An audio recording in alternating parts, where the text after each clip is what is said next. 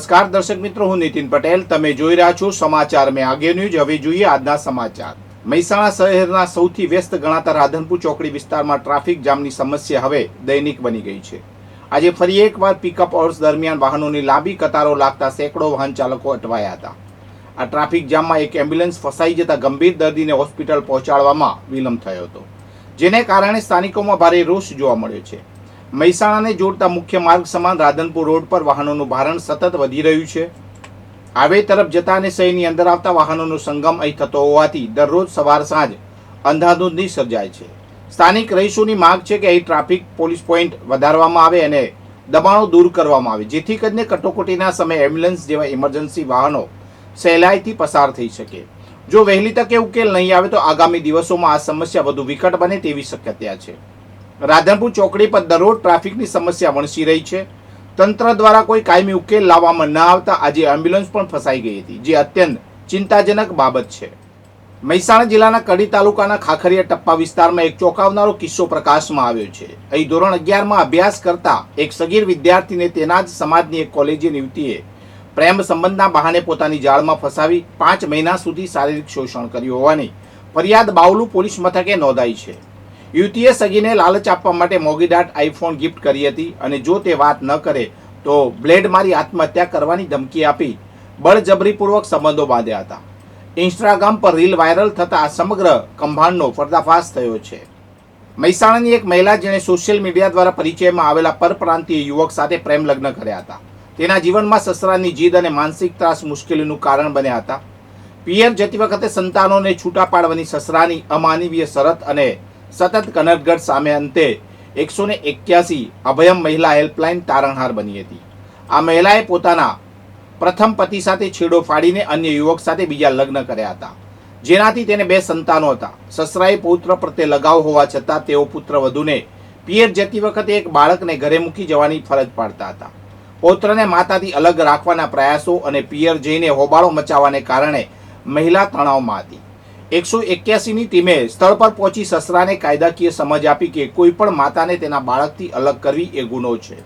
કાયદાકીય પાસાઓની સમજ મળતા સસરાએ પોતાની ભૂલ સ્વીકારી, લેખિતમાં માફી માંગી અને પુત્રવધૂને સંતાનો સાથે પિયર જવાની મંજૂરી આપી હતી.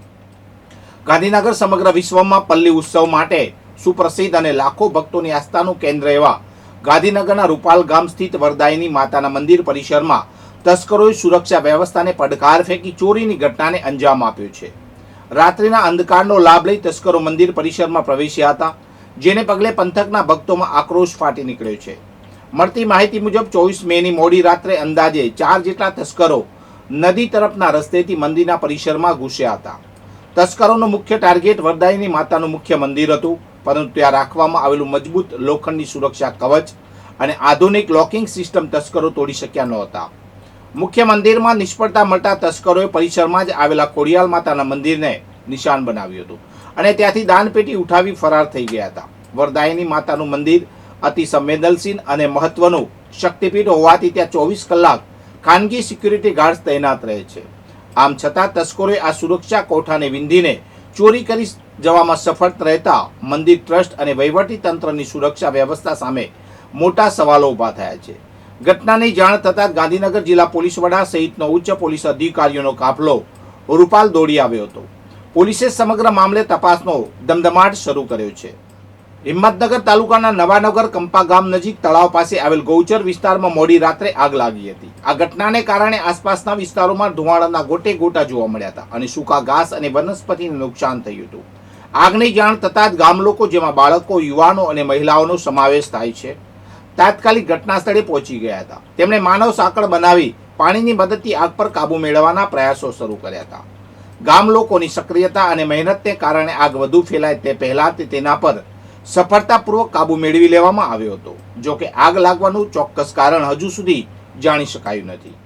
વર્તમાન સમયમાં મોંઘવારીને કારણે શિક્ષણનો ખર્ચ સતત વધી રહ્યો છે, ત્યારે સામાન્ય અને મધ્યમ વર્ગના પરિવારોને આર્થિક ટેકો આપવા માટે ખેતીવાડી ઉત્પન્ન બજાર સમિતિ વિસનગર દ્વારા એક પ્રશંસનીય કદમ ઉઠાવવામાં આવ્યું છે.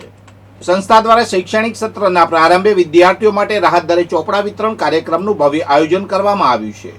આ આયોજનનો મુખ્ય હેતુ આર્થિક રીતે નબળા પરિવારોના બાળકો શિક્ષણથી વંચિત ન રહે અને તેમની કારકિર્દીને નવો વેગ મળે તેવો રાખવામાં આવ્યો છે.